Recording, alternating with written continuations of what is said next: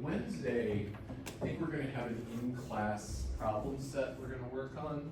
Instead of giving you a web work over the break, which sounds just cruel, right? You don't want a web work over there. You want to play soccer. You want to watch soccer. You don't want to do web work. So what I'm going to do is bring in a sheet, and you can work on it. Hopefully, get it done in class on Wednesday. But if not, you can take it with you and turn it in on Monday. But instead of like an online homework for the stuff we're talking about today, I thought it would be refreshing to not have web work. Everybody's ready to not have web work, right? Yeah. It's a cold master. It's a brutal master. So that's the plan. Today we're going to talk about an incredibly useful application of derivatives. That is L'Hopital's rule. So we're going to actually be talking about limits again, but very different limits than we've talked about so far this semester. So let me just, the idea, what do we need this for? Idea. We are trying to find limit as x goes to some point of f of x over g of x. What's the first thing you should try? Plug in the c. Hope for the best. So let's say we do that. We get to this, let's put a but, exclamation point. F of c equals 0 and g of c equals 0. So when you do the plug, you get 0 over 0. And you know that's trouble. That means like I got a factor or something. I got to do something because I don't know what that could be. It literally could equal anything. Could equal anything. So we're gonna find a really awesome application of the derivative to make that easy. This is kind of a cool thing. Before we get there, I want to talk about a couple special kinds of limits. So, but first, I want to talk about infinity a little bit, because we haven't really spent any time talking about infinity. We talked about really infinitely small things, but we haven't talked about infinitely big things. To say that the limit as x goes to infinity of some function equals L. So this here, infinity is not a place you can get. All this means is that as x becomes unboundedly large in the positive direction, the output settles down on L. So I'm going to actually write that out here. As x becomes a larger and larger positive number,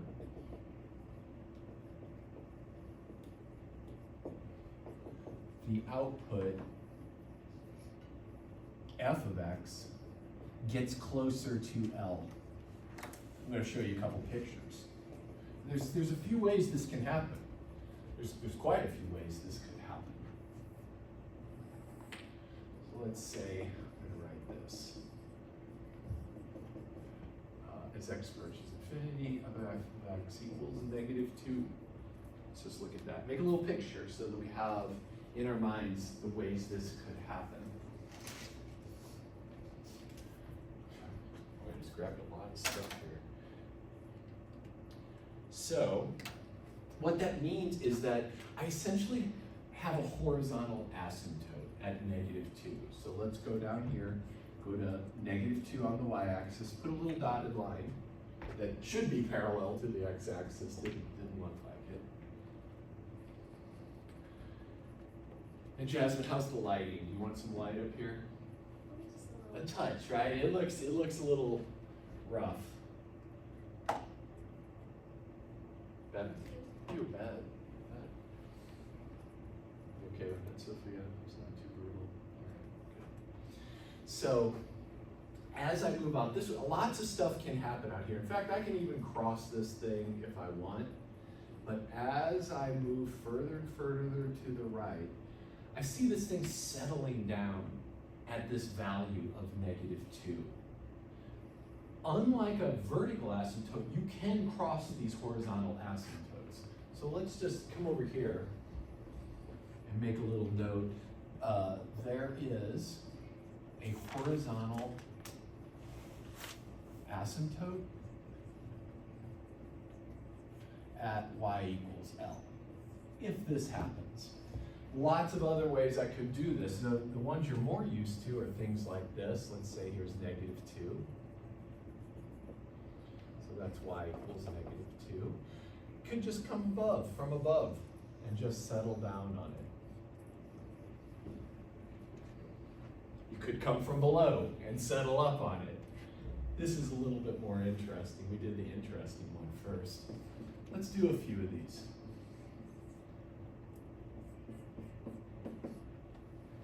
What's that?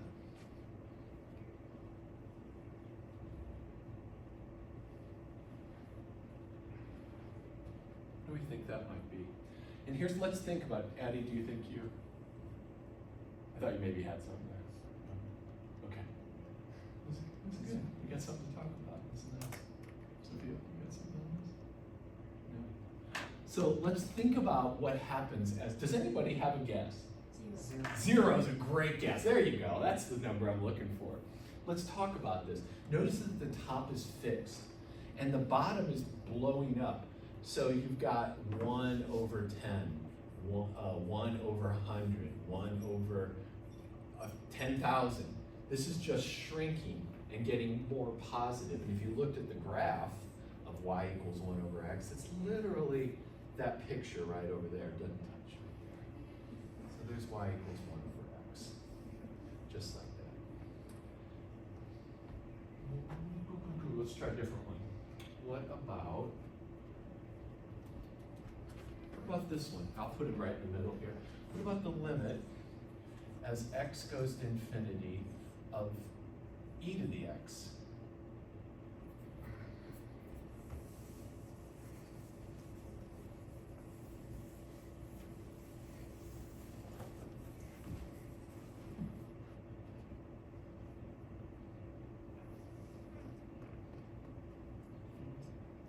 There's no horizontal asymptote, is there? So for this one, if I have limit, and with these kind of things, get a picture out. We know that e⁻x looks like this. There's 1, there's e⁻x. As I move to the right, the output continues to grow. So what we would say here is that it's infinity, and this just means continues to grow. There's no asymptote, no horizontal asymptote. We're going to switch it up in just a second. Asymptote is such a cool word. I love that it has a P in it. It means small pleasures in life that keep things rolling, right? That's a cool word. What about this?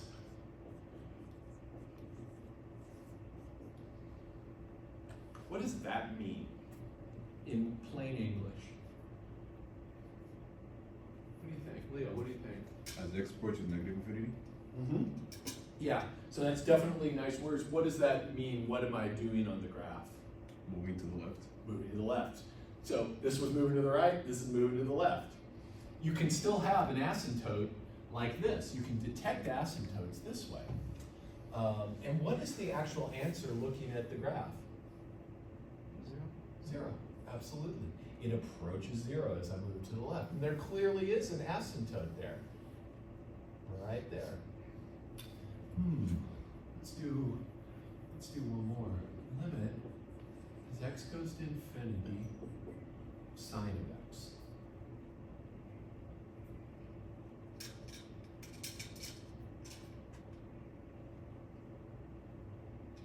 What do we think? What do you think, Sam?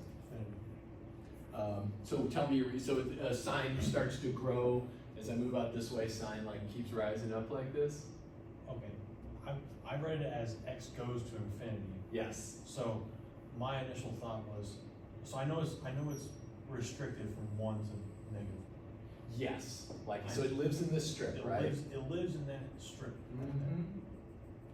But the X value is gonna keep growing and keep going Agreed. as it goes to infinity. 100%. So the input is growing, right? So the input is growing. What is the output doing though? Just staying within that. Staying, does it settle? It doesn't settle. Just stays within that block. It just stays within this block. So this never actually settles down toward a horizontal line. So we would say the limit does not exist because it never settles. So this does not exist because, and I'll show you an example in a sec, just right after this, Sam, where we have something like this, but it does settle. Never settles down.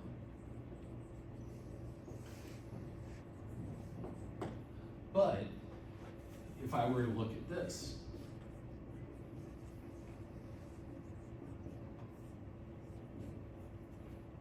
let's divide by x now.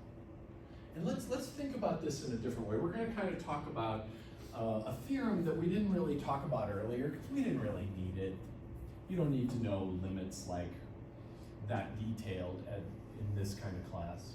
That's later stuff. What is sine of x between, Sam, you were just saying that, what's the most it could be? 1, and what's the least? -1, right? So we know this, that no matter what the input is, the output's between these two numbers. I'm gonna divide by x. So this becomes -1 over x. This becomes sine of x over x. And this becomes 1 over x out here. You know, does that sound okay? Just a little math, nothing funky yet. Now the funky. As x goes to infinity, where does this quantity go? That's right, Sophia's looking at the exact right spot on the board. Sophia, where's it go? 0, yes. Okay, like our first one. Where does this go? Oh, I heard it, what was it? 0. Yes, but what's a little different about it? You're totally right, Joshua, that this goes to 0. What's different about how it goes to 0? On the next side? Underneath, right? Yeah. So this guy, if you sketched out y equals -1 over x, it would look like this. It's just the flip of the 1 over x graph. So it approaches 0 from underneath, but it still goes to 0. So good spotting. So now look, this thing is between these two values. If this side is crushing towards 0 and this side is crushing towards 0, where must this go as x goes to infinity? Where's it going? 3? 0. There we go. Just needed some talking. This is called the squeeze theorem for limits. And it essentially says if you have a limit you can't quite bound, or you can't find a bound that you know above and a bound you know below. And if these both go to the same place, so does the thing that's sandwiched between them. It squeezes it to the same location. And in fact, check this out. Here's a graph of y equals -1 over x. Here's a graph of y equals 1 over x. And here is the graph of sine of x over x. And it probably would even touch here, actually.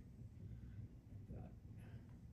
And so what you get is this dying out, kind of like a spring that's losing energy, just bouncing around equilibrium a little bit. But see how the 1 over x and the -1 over x sandwich it. And this is the sine of x over x inside there. So these things can be complicated. We're not going to do a whole lot with this, except find a bunch of them. But we're not going to need the squeeze theorem. Let's talk about the flip side of infinity in limits. So notice here, we're talking about the input is becoming infinite. The input is becoming negatively infinite, wherever the hell that went to. I think it's gone. Infinity can be an output as well. As you saw, we wrote it that e to the x became infinite as we moved to the right, but let's get more defined about this. We say that the limit as x approaches c of f of x equals infinity, if the closer I get to c for an input, the larger the output gets. If as x gets closer to c, the output gets larger.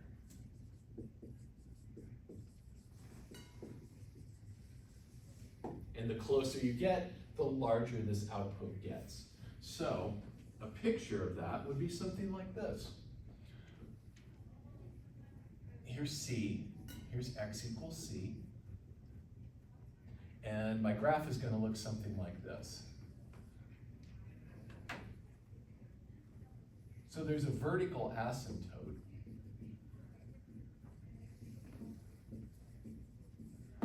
And the function, as I get closer to it, rises up higher and higher. So this statement is reflected completely in this picture. If I had limit as x goes to c of f of x is minus infinity, it's just flip side of that. It looks like a little funnel coming down. So here's x equals c, make your asymptote, and then just have a big old black hole, a never-ending slide, something like that. So that's negative infinity. Closer you get to the point at the limit, the more south you head. And let's look at one example that kind of screws that all up just a little bit. Let's go back to 1 over x. So let's look at y equals 1 over x again. This is such a great example. We can get a lot of mileage out of this. I'm not capping my pens, I'm gonna regret that. So the graph of this thing looks like this. It's a hyperbola. The branches are nestled in the first and third quadrants like that. You've probably seen this picture many times. If I were to say, find the limit as x goes to 0 of 1 over x. Notice that the behavior on the right is different from the behavior on the left. Remember how we used to say limits need to exist back when? That if you came in from the right side and came in from the left side, you get the same value? Here we don't get that. This does not exist. Because, and let's explore the next idea in this reasoning, as x approaches 0 from the right, we get plus infinity. As you approach 0 from the right. So this is limit as x goes to 0 from the right. Put that little plus sign, the positive numbers are on the right. That's how you remember. The graph shoots up, and the limit as x goes to 0 from the left is negative infinity as you approach this way. But both of those one-sided limits do exist. So let me ask you a question with some of this one-sided limit stuff. Let me clear up that board over there. You might need to get a graph out. What is this? Limit as x goes to 0 from the right of the natural log of x. Hope you you could grab your calculator and get a natural log graph. If you don't know one off the top of your head.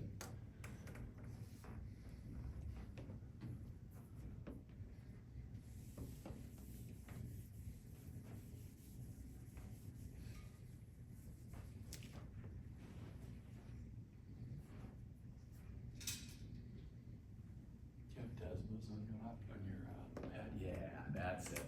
That is the way.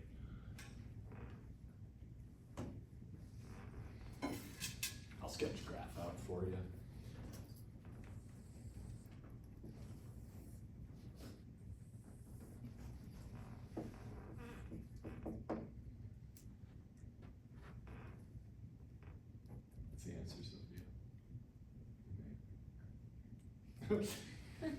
What's the answer? What's that guy? Is it positive? Is it going up as we go to 0? Sam, what is this? On the left, oh. Yes, Sam. Does not exist. Why do you say that? Explain. So this is, be careful, this is a one-sided limit. Oh, I didn't see the minus. Yeah, the minus. I agree. Why does that not exist? There's nothing on the left side. This, yes. So there's nothing on the left. You're right.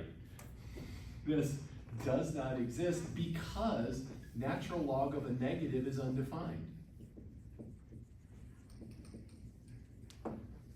Now let's try this again.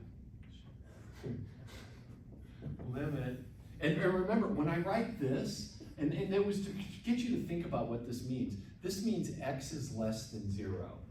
We're approaching from the negative side, so just being careful. What though, now Sophia can help me.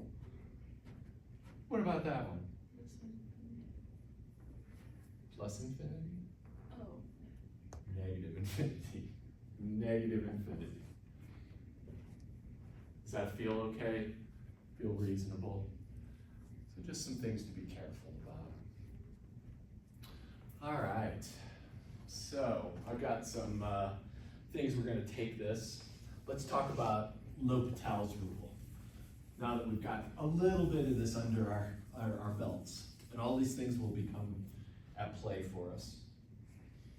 L'Hopital's rule needs a fresh pen.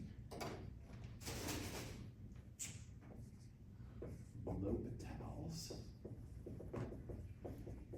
rule. And I'm going to write it out, and then I'm going to explain to you why it actually does hold. So it says this, that if I have the limit as x goes to c of f of x over g of x, and f of c is g of c is 0, then this limit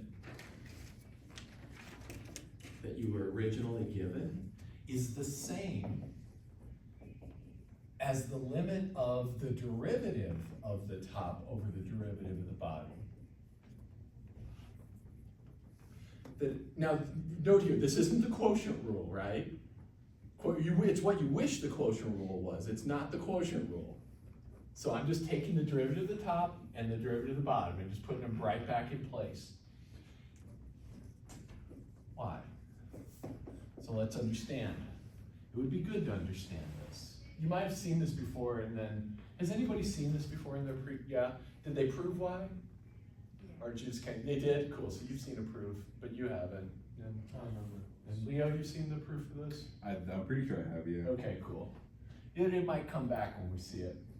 So, this is kind of a little bitty mini proof right here. So we're gonna assume that f of c and g of c are 0, and that the derivatives exist at c. And these are the tangent slopes. And I'm going to write the linearization of each one of these. So the linear approximation at x equals c of f looks like this. It says y, or L of x, how about we put this, L of x equals the, let's write the formula out. That's the formula that we use, that's why not.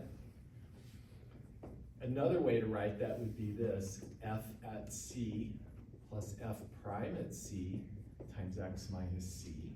So that's just the equation of the tangent line at x equals c for f.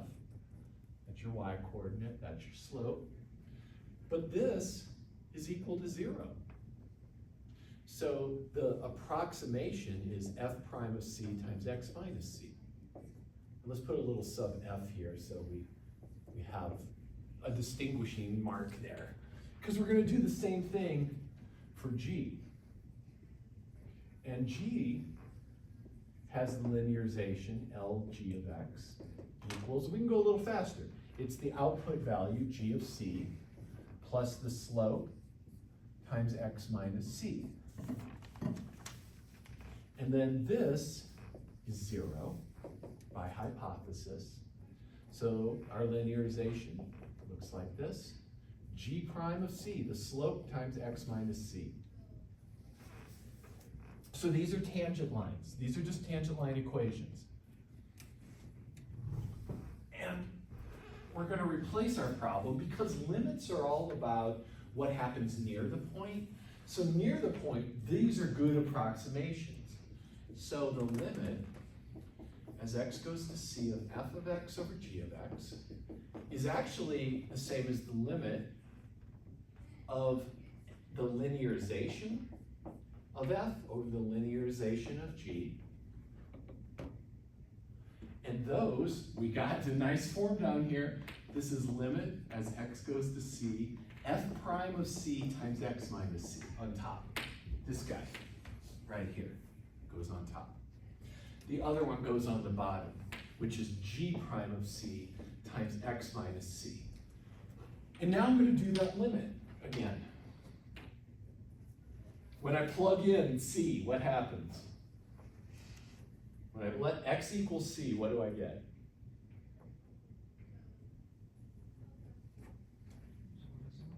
Zero over zero. Oh shit. That doesn't, what? That's what we started with. So I got 0 over 0 when I plug in again. What can I do here? Any algebra? Cancel. These are just times. That's a number times that. That's a number times that. So when I cancel, like I would if I was taking this limit the hardcore way, I just get this. Oh shit, there's no x's in here. It's just constantly this. It's literally just those slopes, the ratio of them. That's nice.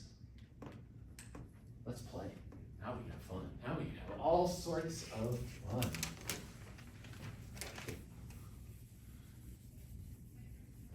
And this is really like the heart of everything we're going to be doing for a while now, at least today and Wednesday. So let's do some examples. Oh gosh, pen, why?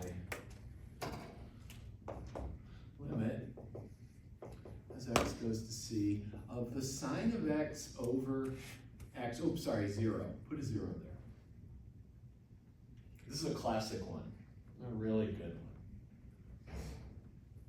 So when I plug, the first thing before you even use, don't just go L'Hopital and shit like crazy, because it can go wrong. Only L'Hopital when you know you've got 0 over 0. Or one other case that we haven't talked about. What sine is 0? 0. And then, 0 is in the bottom. So we got that. Check. So this is okay to L'Hopital. Yay. Good, because we don't know. We can't factor sine. We don't have powers like that. So by L'Hopital's rule, I'm going to put a little equals with the L apostrophe H to let my reader know what's up. Derivative of sine is what? Thank you. Beautiful. Lovely. Derivative of x? Oh, hell yeah. Now let's plug again. When I plug this time, what's cosine of 0? 1. So plug x equals 0 in now. And what we get is a 1 over a 1, and that's all good. There's no zeros anywhere. We're not freaking out. So the final limit that we got is the original limit 1. And I want to show you a cool way to interpret this, because we don't often think about interpreting limits. But this is a very famous limit, that the limit as x goes to 0 of sine of x over x is 1. So this means when x is small, and one way to write that is like this. This is some good notation. That double inequality means greatly smaller than. So it generally means it's near 0. This just means x is freaking small. So like x is 0.01 or something like that. Or maybe negative 0.01. This is saying that when x is really small, sine of x over x is approximately 1. In other words, sine of x is approximately x when x is a small number near 0. You can use it directly as an approximation. I'm going to need a calculator, friend, to please find for me the sine of 0.01. I think it's 0.01. It's probably 0.099 or something, but could someone find that for you? Make sure you're in radians mode as well.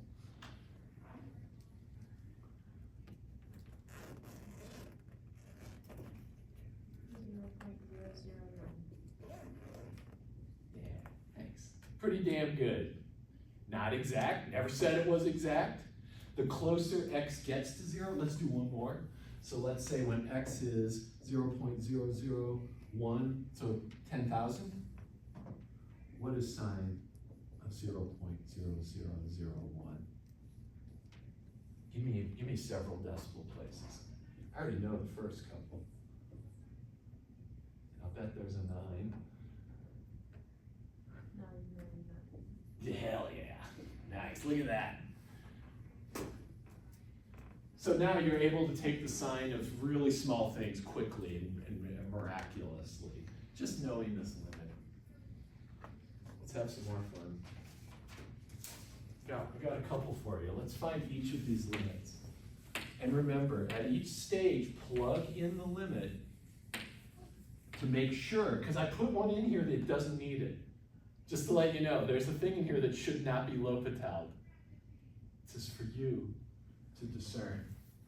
So, limit, as x goes to 0, natural log of 1 plus x over x. That's a good one. That's cool. Limit, as x goes to pi, of cosine of x over x.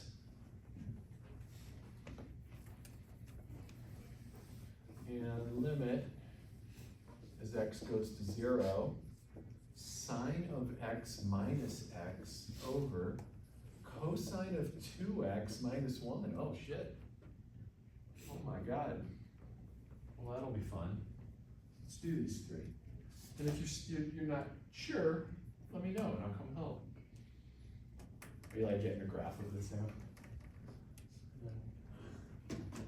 So you're not playing Clash Royale, are you? No. Okay.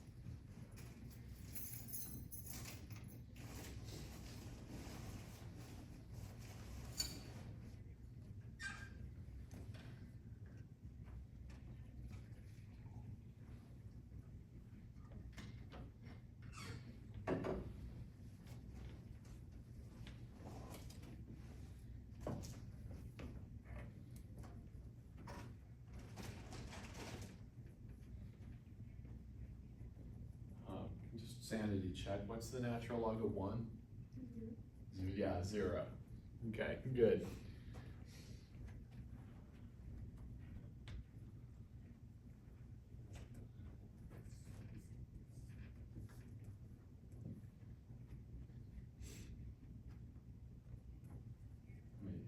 Where are you at? Oh, there you go. Okay, cool. Good, good. Not quite the derivative, though. Not exactly. It's close. Well, it's that. No. Careful. Let's look at the chain rule, you need the chain rule now. That, right, Yeah. equals, the thing that's inside here goes verbatim times the derivative of that thing. Oh. See, yeah, and it'll actually work out when you plug 0 in then. There you go. It's gonna work out so much better.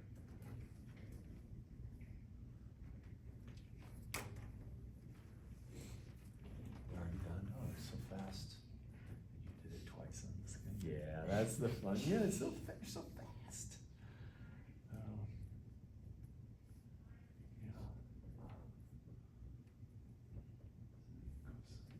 Oh, yeah, yep, yep.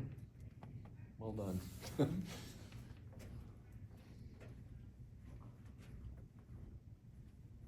that looks good.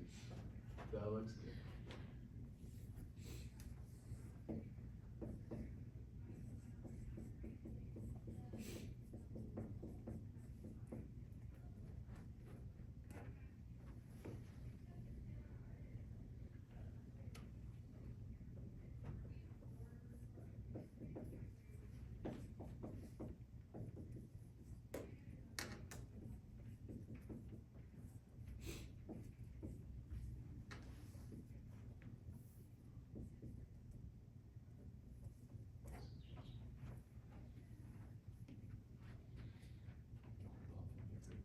So for that first one, you should get a 1, sanity checking. On the second one, you should not be L'Hospitaling. Do not L'Hospital. There's not even a 0 in the whole thing. Even if there was a 0 on top or the bottom, but not both. You can only L'Hospital when there's 2 zeros in your problem.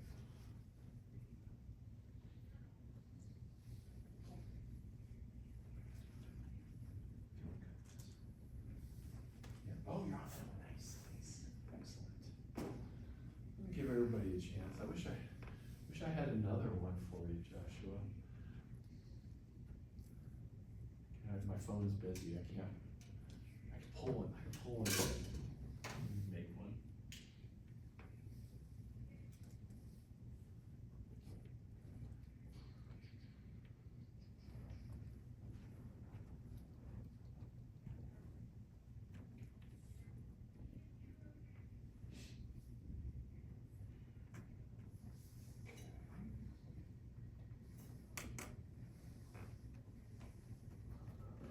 I put one more up if you're already done, and you just wait.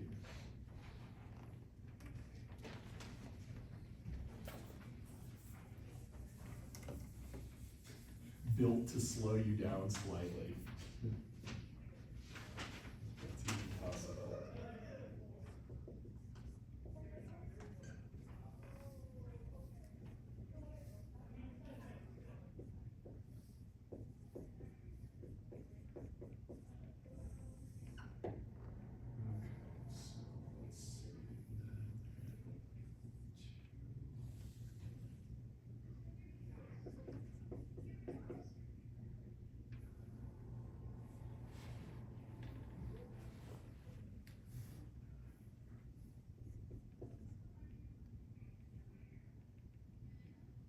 There you go.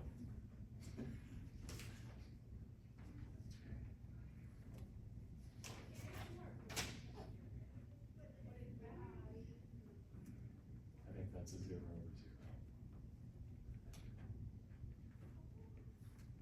That's good. I kind of wanted something like that one up there anyway, so that's good stuff.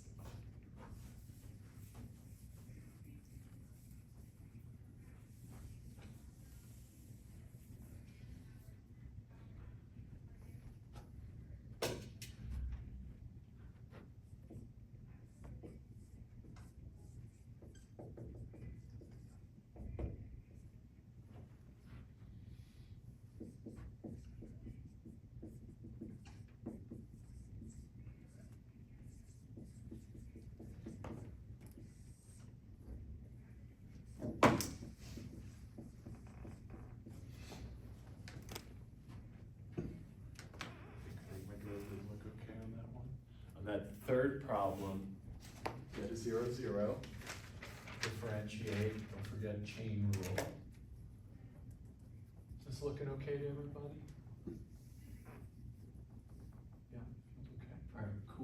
Plug in again, cosine of 0 is 1, sine of 0 is 1, oh dang, excuse me, sine of 0 is 0, cosine of 0 is 1, so I've got 0 over 0 again.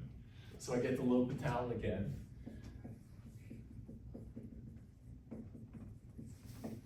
Goes to negative sine of x, goes to 0, goes to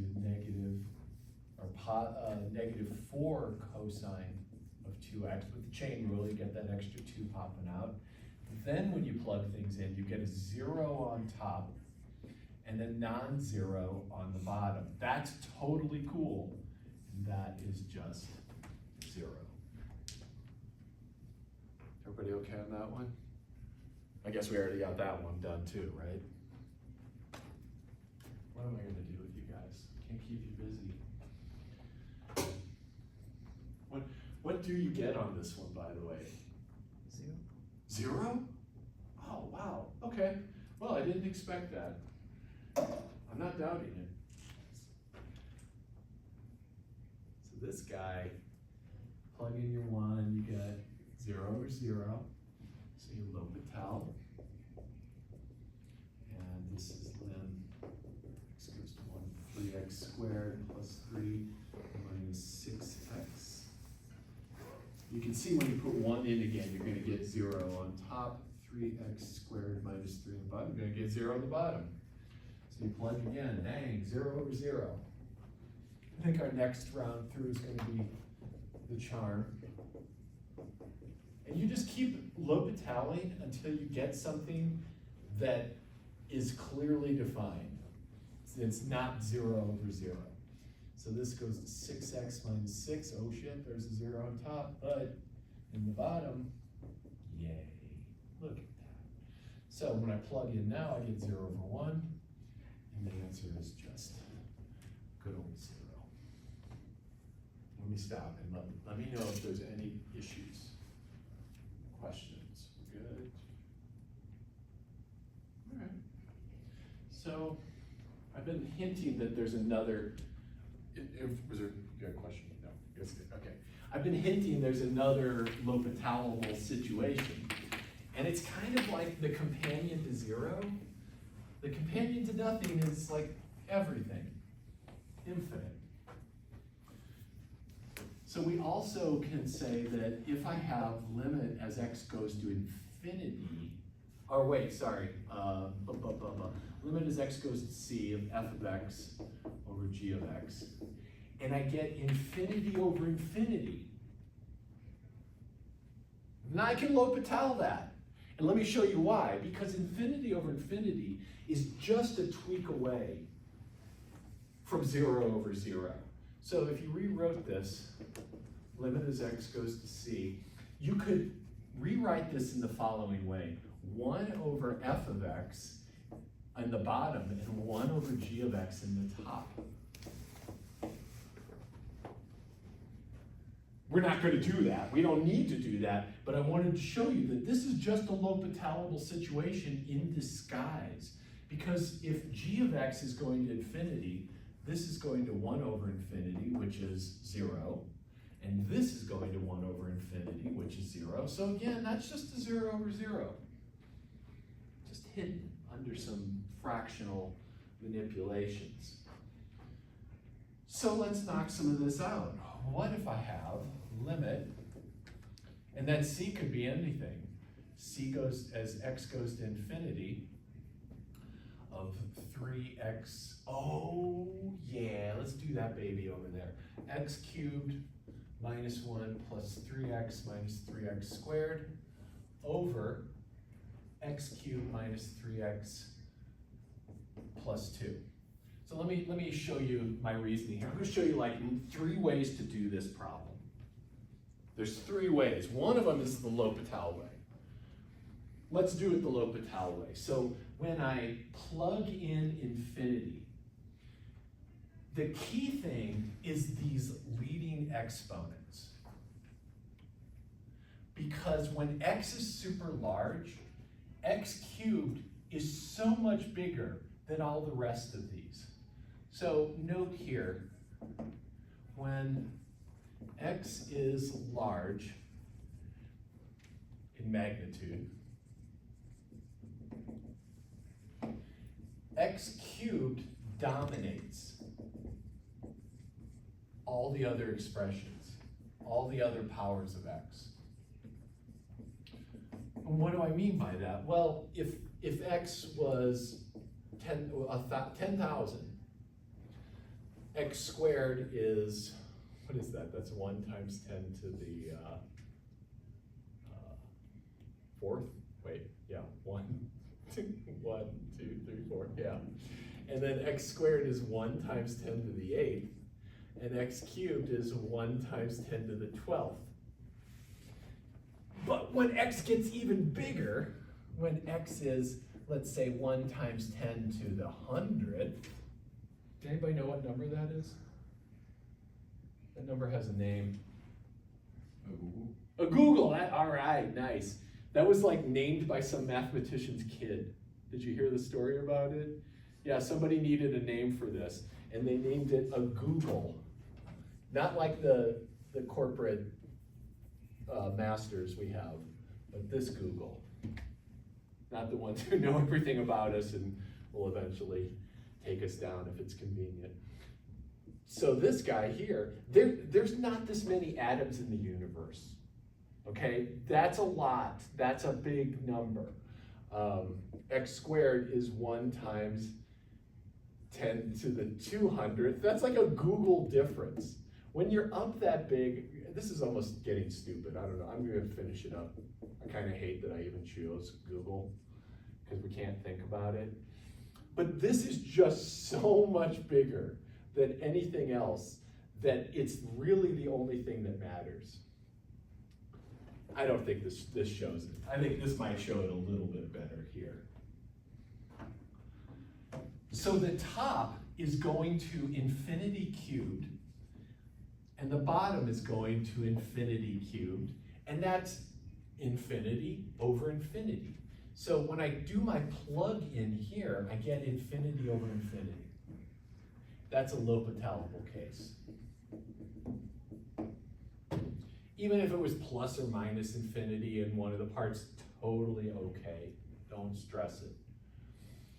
So now I'm going to L'Hopital this.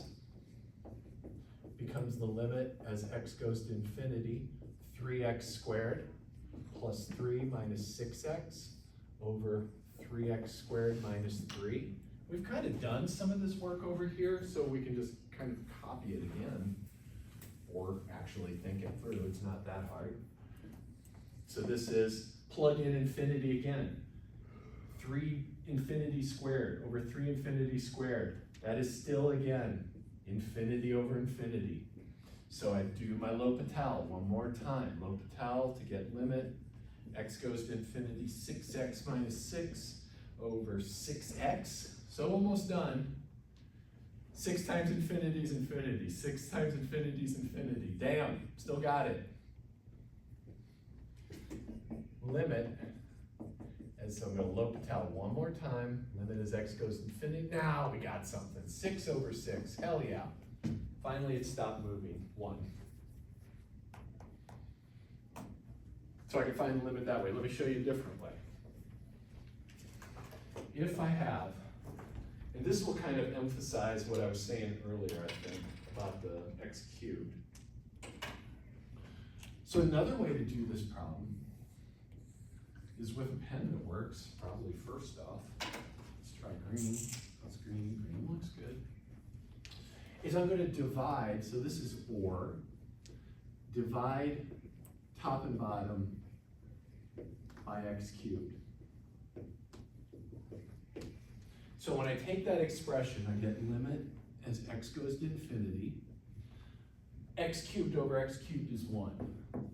Minus 1 over x cubed. Plus 3 over x squared. And I'm just canceling things as I need. Minus 3 over x. All over, divide the bottom by x cubed, so you get 1. Minus 3 over x squared. Plus 2 over x cubed.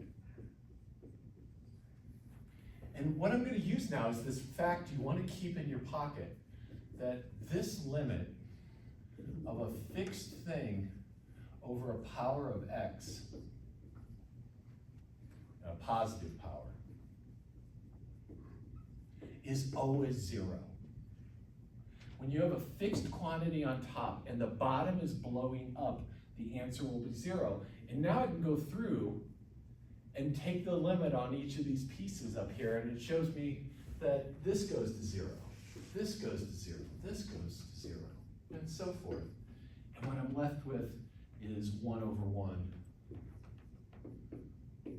1, which I already knew. And then one last little quick rule of thumb. If you have the limit as x goes to infinity of a polynomial over another polynomial, and these are polynomials,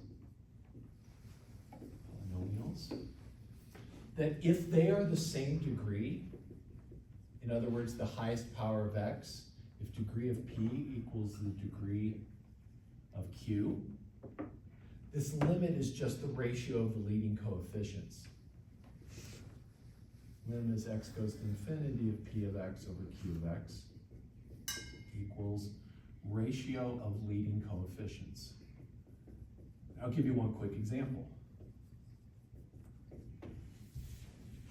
So let's say I asked you to find this limit here.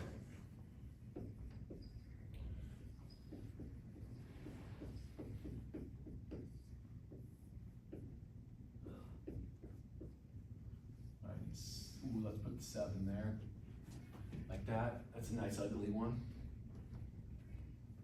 So when I say leading coefficient, that means the coefficient on the highest power of x. So leading coefficient equals coefficient on the highest x power. So what is that limit? Can you do it just by looking at it? -3/7. -3/7.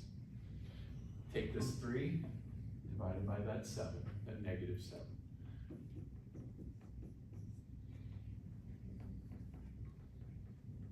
And another way to look at it, one last way, is that when x is a really big number, this is 3 times a really big number, and this is -7 times a really big number, and none of this shit matters.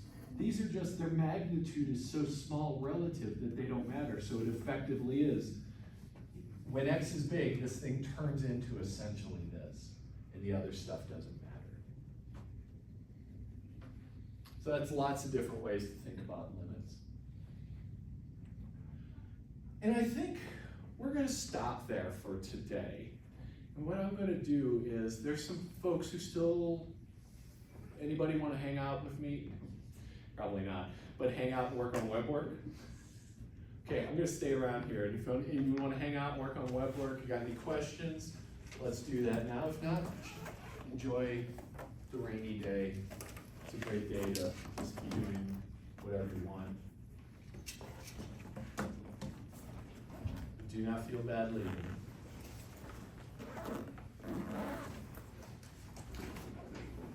If you end up not being able to make it on Wednesday, let me know, because we are doing an in-class activity. You'll have to make that up somehow.